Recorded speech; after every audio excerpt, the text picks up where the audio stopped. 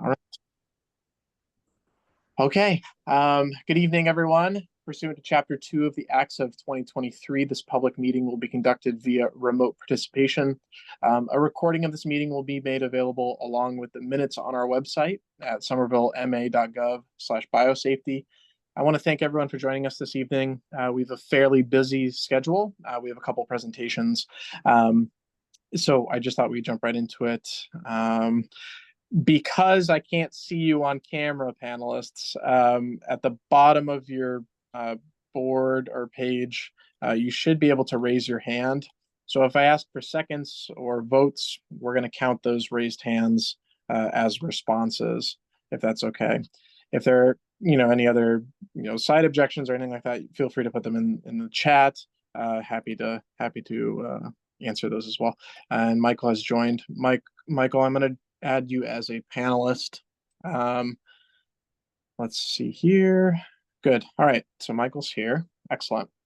So I'd like to move on to our first topic of conversation, which is item number 1, which is the review of WCN OPCO LLC at 100 Chestnuts application for completion and approval to receive a permit to do rDNA and biological agent work within the city. Do I see a second? All right, I do, from Francine. So we'll move on to this item. We have a representative from WCN joining us, Joy Cernivas. Apologies if I butchered that. But Joy is here to present on the application. Joy, are you able to share your screen in your presentation? Absolutely. Let me see if I can. Everyone Awesome. see this? Yep, we can see it. Perfect. So let me just to introduce myself. My name is Joy Srinivas Vargas. We applied for the permit under WCN OPCO, but as we were in the process of rebranding, so we have officially named our new facility Hatch.Bio Labs, and which will be the company that will be starting at 100 Chestnut in Somerville, Mass. So we're Hatch.Bio Labs, and we're applying for the biosafety permit to be able to do our DNA work at our facility. Just a little overview of who we are at Hatch.Bio Labs. We're supporting emerging biotech startup companies with turnkey lab and office infrastructure. So right now we have one location in Cambridge, and our second location will be at the 100 Chestnut site in Somerville. We began our operations in the Cambridge facility in 2018, and we have been able to support over 50 companies within our space with various range in the bio industry. At our 100 Chestnut location, we will have multiple tenants as well as multiple Hatch employees that'll be at that site.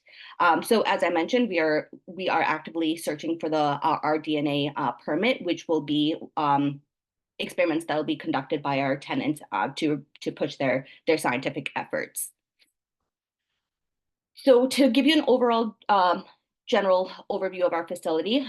So we're on the 3rd floor at 100 Chestnut, and our entire space is about 40,562 square feet. The lab space makes up about 19,100 square foot of that. There is access control to not only the building, but our facility as well. There are turnstiles as you enter the front entrance, which you will need an access card to be able to get into the elevator to our floor. Once you are at our floor, you will need that access card to not only access our office space, but also the lab suites within the facility. And all visitors will have to check in at the front desk in the 1st floor, as well as our receptionist and our floor. And we are going to have a rule that says no visitors or other personnel are allowed unescorted within the laboratories. Right now at our current location with visitors and other personnel, we do have them being escorted by trained individuals throughout the labs. So the lab facility will have 8 separate lab suites, and each lab suite will be biosafety level 2. And within these individual lab suites, there's also support rooms that we want to have biosafety 2+ capabilities in. Separately, we have a room where we have an glass washer as well as an autoclave, and we have separate rooms dedicated for chemical waste storage as well as chemical waste as well as chemicals itself. We also have smaller support rooms that are accessible to all tenants, and that includes shared tissue culture suites, as well as the shared chemical waste storage area, as well as a shared cold room, which is essentially a freezer farm. The pH neutralization system is currently maintained by our landlord. All of the lab space is negative pressure relative to the office area, with the TC room being having the most negative pressure, and there are backflow prevention valves in place. This is the floor plan of our facility. So I just wanted to highlight the 8 individual private suites that we have, and they vary in various different ranges. And as you see, each lab suite has their own individual lab support rooms in each of the individual labs. In terms of shared facilities, we're actually converting one of the lab suites into a shared lab suite to be able to support those smaller companies that are not looking to have these big lab suites. So we're going to have a shared lab suite as well, with access to a shared tissue culture room. And the room right next to it is where we'll be storing our chemical storage as well as our waste. And in this area, there is a room dedicated for autoclave and glass washer, and the room right next to it is also where we have our freezer farm, which is where we'll be storing our -20, -80, as well as cryotank units. As I mentioned, we are looking to have all of the labs be Biosafety 2, with the lab support rooms being Biosafety 2 Plus. The reason we are asking for Biosafety 2 certification is we expect work to be done with established human cell lines, as well as primary human cell lines, tissues, and blood, as well as just basic biosafety level 1 work, including synthetic DNA, RNA oligonucleotides, plasmid vectors from commercial suppliers, as well as non-toxic genes of interest, as well as formalin fixed and flash frozen tissues. We will be treating all waste and disposing all of the waste in our facility according to the Massachusetts Sanitary Code. We currently use Stericycle as our biological waste hauler, and we will be using them as well at this new facility. All of biological waste are double bagged in red biohazard box and placed in a bio box prior for disposal. Once the biohazard boxes are full, we will be moving them to that designated waste area for removal by our vendor. For biological risk group disinfection, how to disinfect those kinds of materials, we will have a protocol in place to add bleach to be no less than 10% for about 30-minute contact time prior to sink disposal. And we will be providing bleach bottles, full bleached, in all of the lab suites, and we will be training all of the scientists or the supervisors of the lab suites to be making bleach solution daily. In terms of work practices, we have safe lab practices and techniques already in place for the use of safety equipment. For example, we check all of our safety showers and eye wash stations on a monthly basis and keep a record of that. All of our biosafety cabinets in the support rooms, as well as our tissue culture rooms, are certified annually. We have a PPE policy. We will be providing lab coats to all of our resident companies, as well as safety glasses, and we will be expecting all companies to wear gloves when working on experiments. In terms of working with biological materials and within our shared equipment, we will be expecting our companies to be using secondary containment. With bucket covers, as well as decontaminating work surfaces daily with 10% bleach or 70% ethanol. In terms of training, we do train all of our employees initially, as well as annually, to go over the materials with them. We do have a 24-hour emergency contract with Veolia. We also have a medical surveillance program established with the Cambridge Health Alliance. We will be having hazardous awareness on all of the doors, which will include emergency contact lists as well as evacuation maps. As mentioned, waste will be treated and disposed according to the Massachusetts sanitary code. And we are in the process of establishing a IBC for this site, so we can conduct an IBC prior to any kind of our DNA work being done in our facility. Right now, we are in progress with the biosafety permit. The wastewater permit is held by our landlord. We just got approved for our flammable storage as well as cryogenic storage. And we are in the process of, we just refiled the hazardous waste application with the Department of Environmental Protection. But up until we get all of these permits, no RDNA work will be done. In terms of the vendors that we use for biological waste disposal, we use Stircycle. For pest control, we have an agreement in place with Waltham Pest Control. We use UniFirst for our lab coat services as they drop off lab coats on a weekly basis after cleaning and disinfecting them. We are using Cambridge Health Alliance as our medical surveillance program. We use Veolia for our chemical hazardous waste. For our biosafety and fume hood certification, we use Alert Scientific. And for additional safety support, we are also contracting safety partners for additional safety consulting.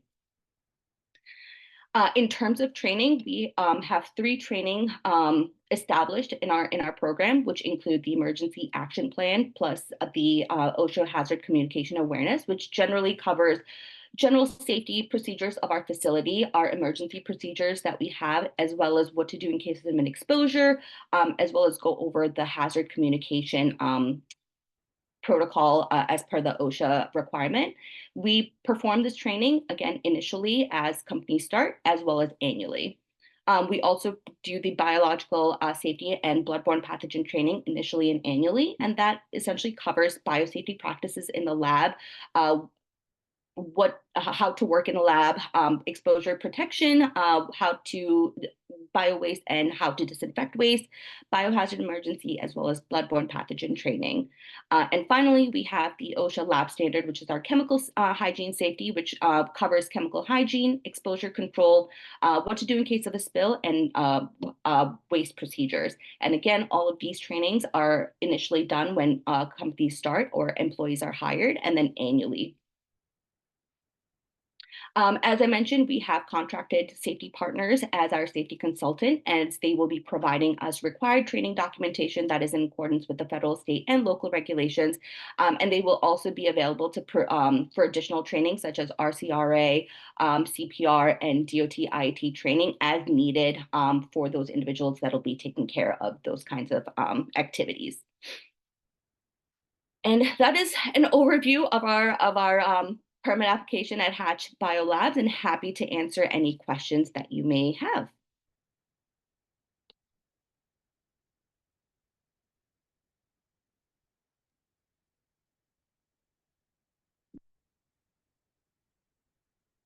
Oh.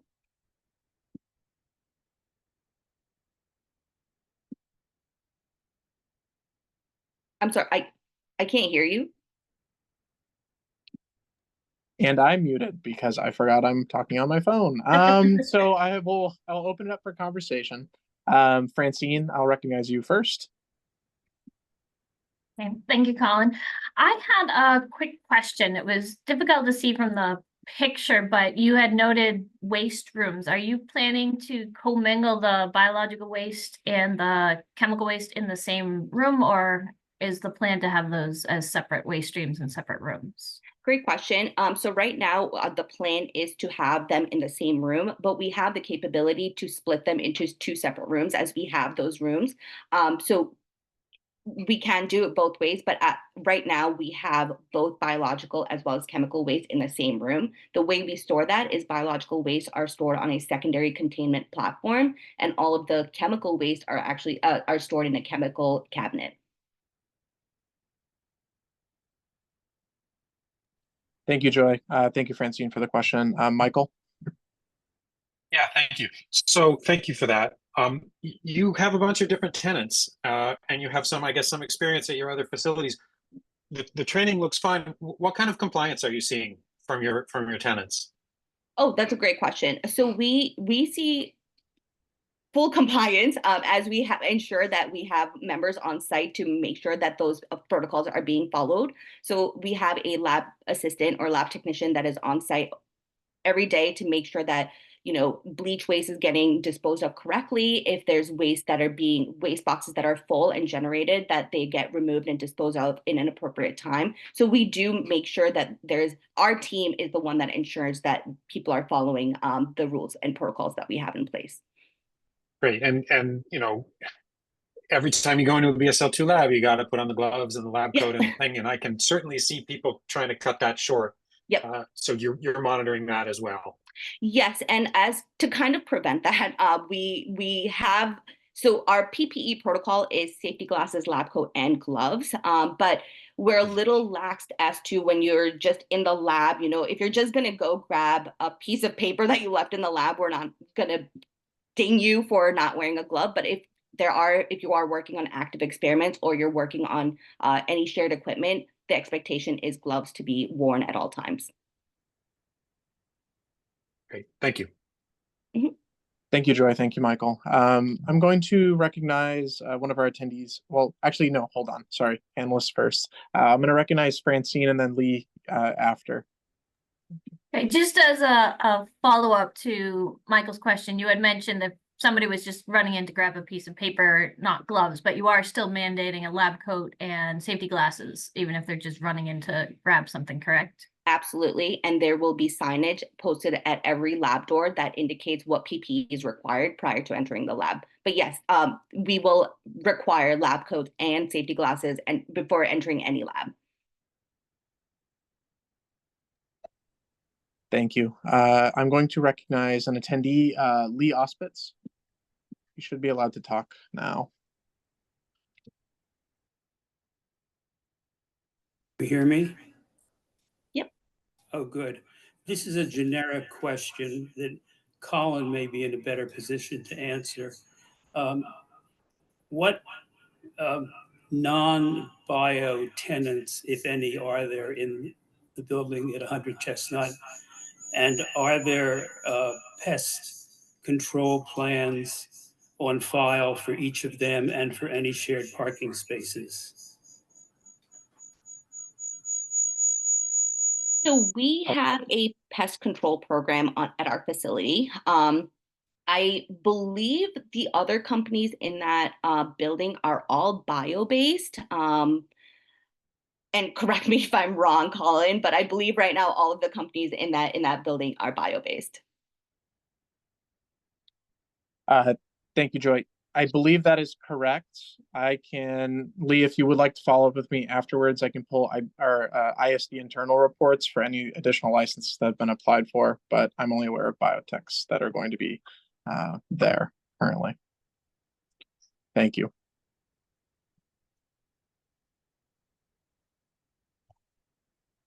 All right. So any other questions, comments, concerns for Joy before I dive into a couple of mine? Nope. Joy, what is the anticipated number of employees that will be on site on a daily basis? So on a daily basis, we expect to have 3 people on site. 3 people. Okay. And then you mentioned All right, three of your employees plus the tenants. Correct. Okay. Yep. So we don't know how many people will be in each of these tenant companies that we have on site, but our team will be managing the facility and 3 of us will be on site at all times. Okay. Okay. Excellent. Thank you. Thank you for the clarifying question as well, Michael. You mentioned that the IBC is currently being formatted. I was wondering if that search has started and if you're looking for community members to participate in that, or have you already identified Somerville residents? I'm actually in the process of searching for Somerville residents. So if you have some recommendations, I'm happy to take them. For right now, we have 1 company that will be starting after our construction finishes, and they are not a bio company. They're more of an automation company. So we don't expect an IBC for this particular company, but regardless, we still will be putting together the IBC. So when we do have a company that will be working on this, we can just get them get them in and started. Great. Yeah, we'd be more than happy to connect you with folks that are interested in this work and you know, representing their community members, fellow community members on these types of committees. That So would be fantastic. And I can follow up with you after to great. get the connections. Sounds good, Joy. And Lee, I see your hand again, so I will click the allow to talk. All right, Lee, you should be able to unmute now. Just a quickie, is there a pest control for any parking? That is outside of our premise. I'm happy to check in with the landlord to see if there is a pest control program in the parking space, parking lot, as that is their jurisdiction. Colin, do you know about that? I do not, but I'm going to look at the property management company and see if that is also encompassed within their pest control plan. It should be laid out pretty clearly within those types of pest control plans for these larger buildings. But again, we could get some clarification on that. Lee, again, please follow up with me afterwards on the specific issue. I'd be happy to get you an answer. Sure. Thank you. Thank you. Great. Great. So that is good. Excellent. So I don't have any additional questions. Do any other committees, our committee members have any additional questions, concerns, anything? Great. So Joy, thank you again for attending and participating and presenting on your application. It was very informative, and we're looking forward to seeing what Hatch is planning on doing in the future as members of the community. It seems like your safety protocols are in line with many of the requirements and industry practices and standards. So I wanted to thank you for putting that together and presenting it to us. I'd like to move to vote for this application for approval and completion. Do I see a second? Seeing one, we will now move to the vote. Francine Rogers. Aye. Or yes. Michael Swickus. Yes. Timothy Bakey. Yes.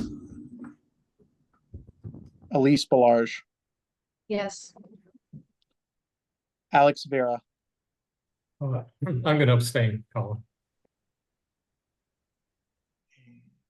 That is who we have tonight, and myself, yes. So with 5 yeses and 1 abstention, that is approved. Joy will be in touch shortly. This is administrative side of ISD's role here, which is mine. So I will go into the portal and go through the process of processing the payment, generating the permit, and getting that to you as soon as possible. So the approval date will be time-stamped for 6/27/2024, which will be valid for a year. You'll have that piece of paper in your hand within the week, okay? Thank you so much. I really appreciate it. And it was wonderful being part of this committee. Thank you, Joy. We look forward to hearing from you soon. Thank you. All right. Thank you, everyone, for your assistance on that. Learning a lot. Very exciting. Another biotech starting up in the city. I'd like to move to our second item, which is, as soon as I can pull it up, I got to get out of Citizen Serve. The review of the renewal application for Generate Biomedicines at 101 South Street, floors 8 and 9, which is 27,000 square feet of biotech and lab space. They've been operating in the city since 2023. We have Paul McMillan and Daniel Marcellus, I hope I said that right, to answer any questions that we have on the renewal. The major focus on renewals, as some of you are new, is to focus on the IBC minutes and documentation that's presented, as the IBCs will present changes that occur internally within these facilities, ranging from the actual physical spaces themselves to the research being conducted. So they're a great way to peer into the operations on an annual basis, or in this case, they had two IBC meetings this year, and to understand, changes they might be making or questions that they might have internally in terms of what types of research they're conducting. So I wanted to open it up with any questions, comments, or concerns. This does not require a vote, so it's more of a discussion, and any concerns that we might have will have to be presented back to the applicant before the renewal can take place. So the floor is everyone's. Paul, Daniel, if you'd like to say a few words about the renewal, any major changes that you'd like to highlight for the committee and attendees?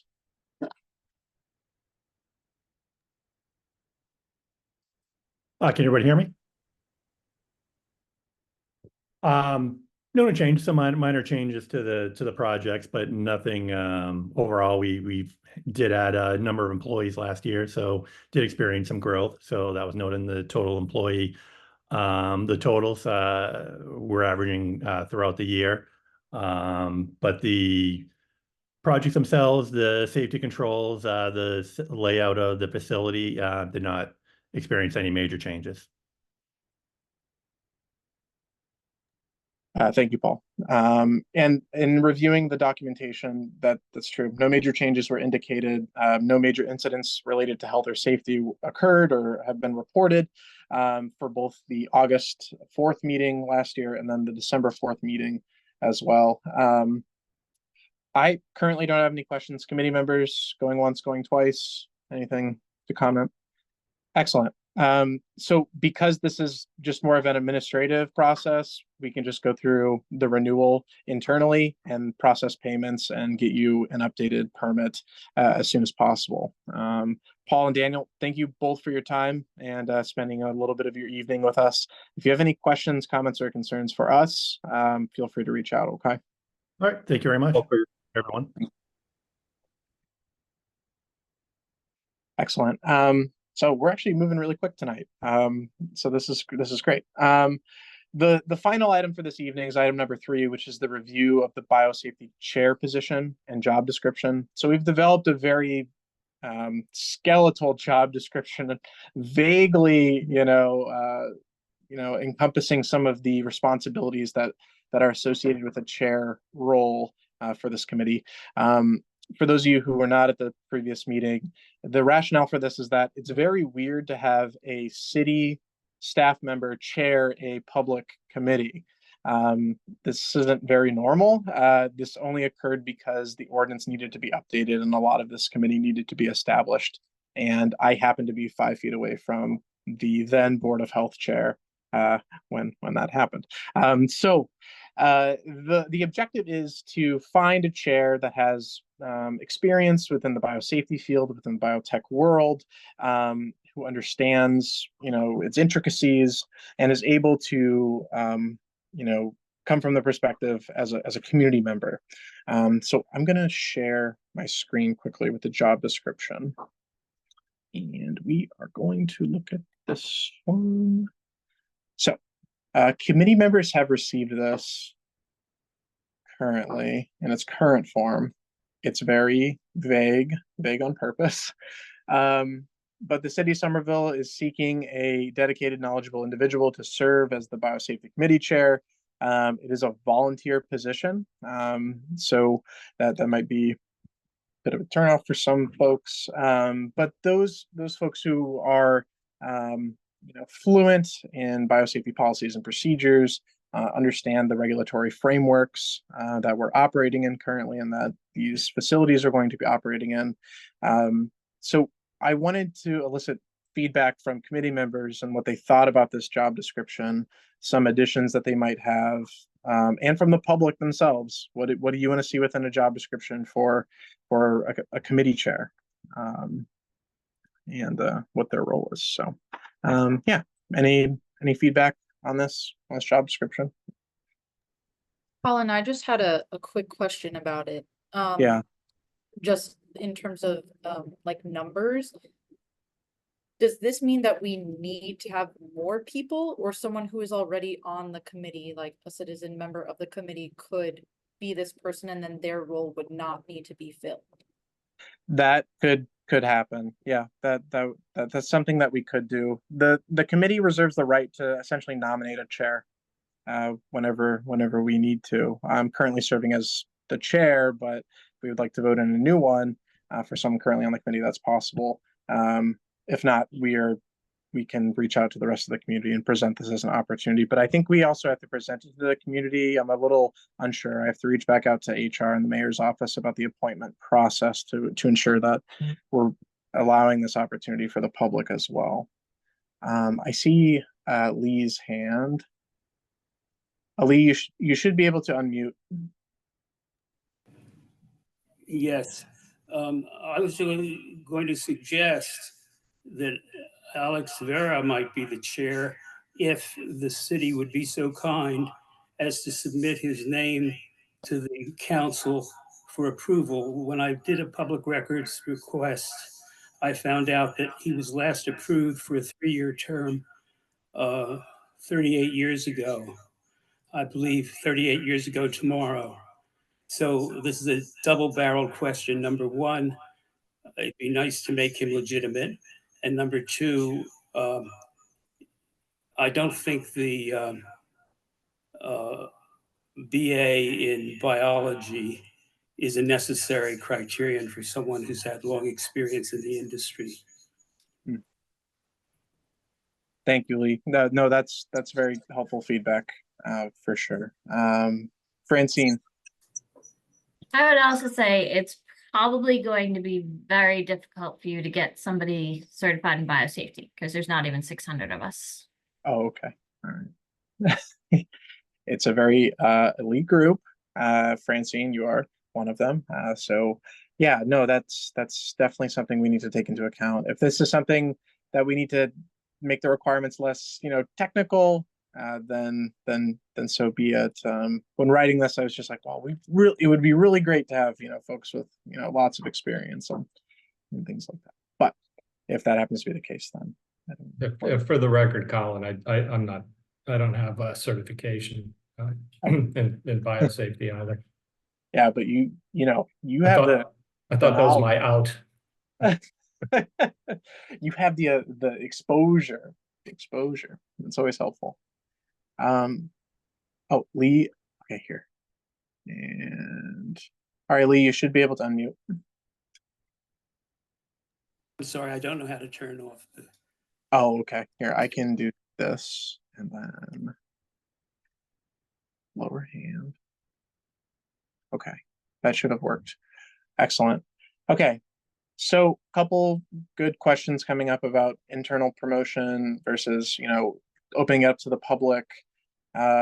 Anyone have any thoughts about that? Should this be more of an internal promotion, like we had done previously, or this should be something, we open up to the public more broadly? I don't know if anyone else has more thoughts about that.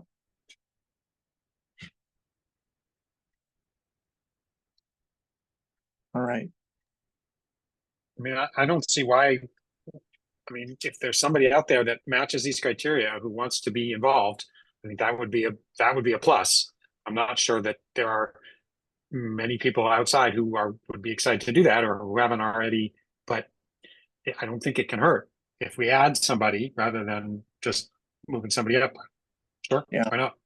And frankly, if somebody's interested, but Alex still ends up being the choice, maybe that person can join the committee as a regular committee member and would be an addition as well. So yeah, absolutely. I think there are many ways that we can approach this. Maybe opening up initially, and if we're not getting much interest, doing more of the internal thing and kind of opening up that community position as well, if Alex is willing, or Francine or Michael or anyone. Francine, go ahead. Are you also then potentially looking for a co-chair in case the chair isn't available? Because that would feed well with Michael's of internal, and then, if we do have another resident interested, they could be the co-chair kind of in training type situation. Yeah, no, that's very true. A lot of committees do have co-chairs who are able to fill in. That's true. No, thank you, Francine. That's a great point. Okay. Any other, oh, we have a hand. Lee. Lee, you should be able to unmute. I would just suggest that whether or not Alex wants to do this, or the committee wants him to do this, that the criteria be broadened to include a phrase like or comparable experience in the commercial sector. Mhm. This is a very difficult time for biotech, and it would be a nice signal to the world to know that someone sympathetic to the industry has a voice in the committee. No, absolutely, Lee. And that language can be changed. I was thinking about this very narrowly when developing this draft. So, I was thinking straight up, biotech and biotech experience. But thank you. All right.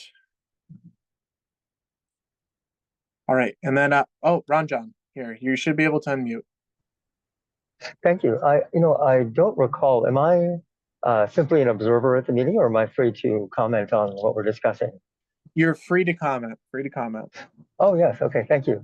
I am someone who is. I have a degree in biology. I have an interest in biosafety, and I have a little bit of experience in biotech.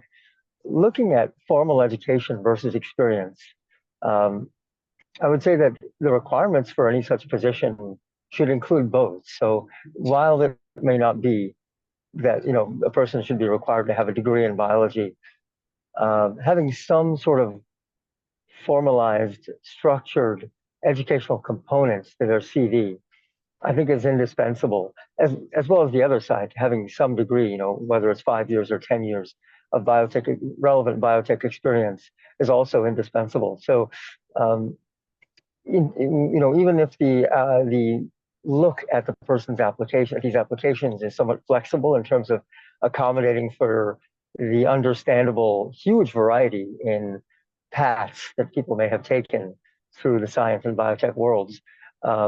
Checking those two boxes, I think, is critical because each of them provides something that is non-replaceable by the other.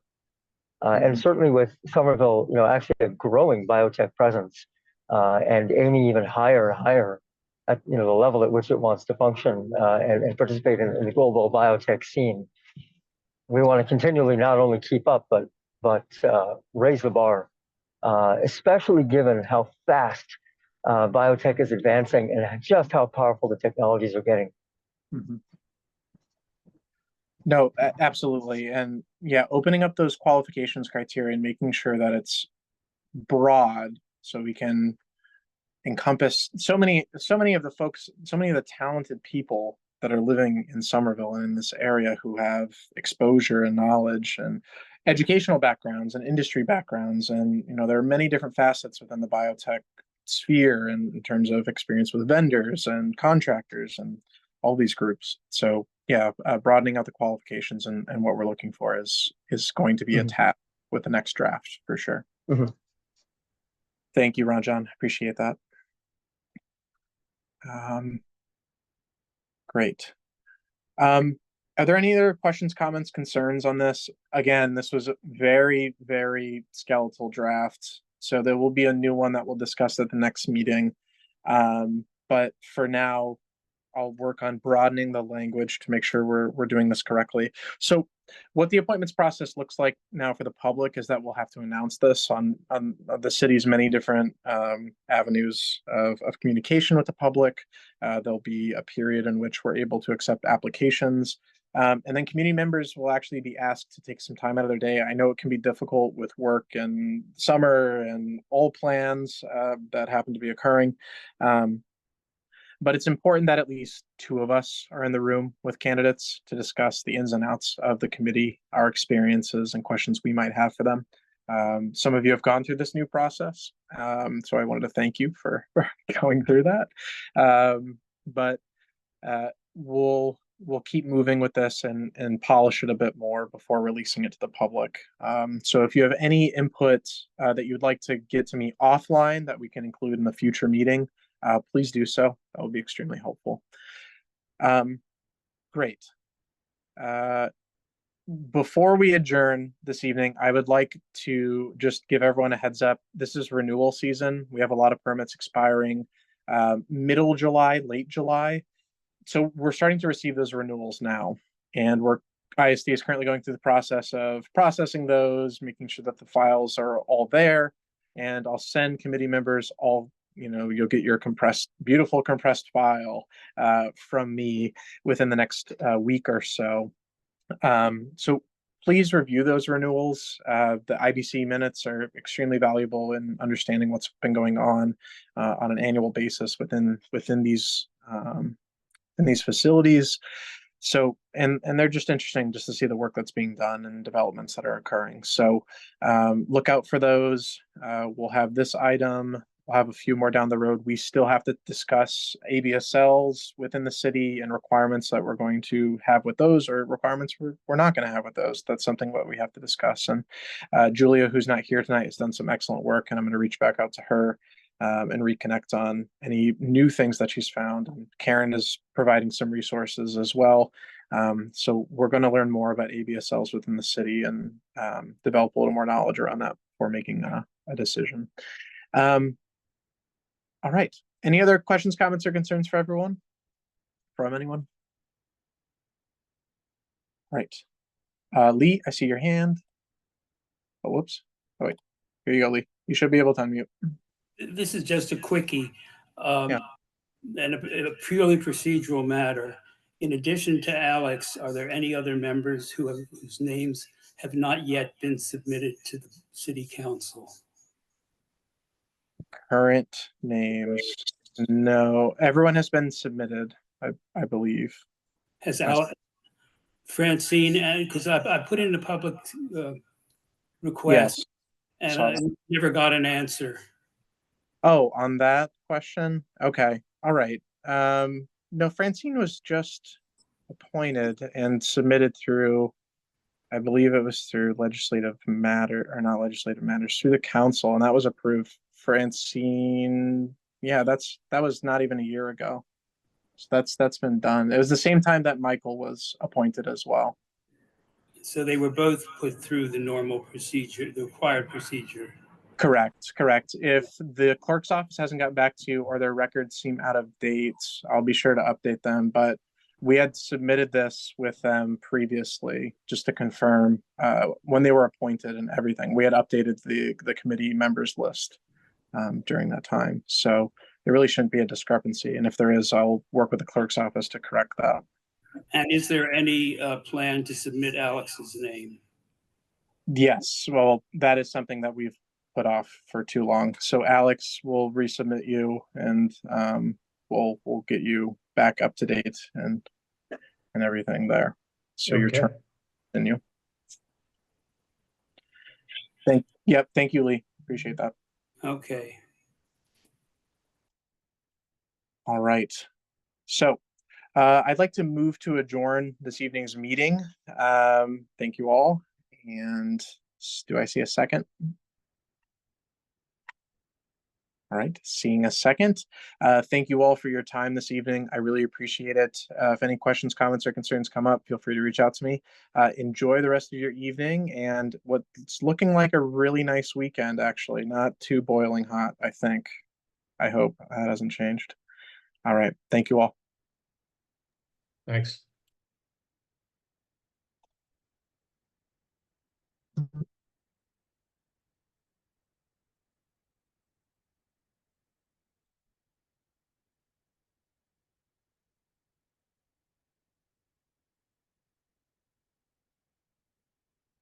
Hi, Lee.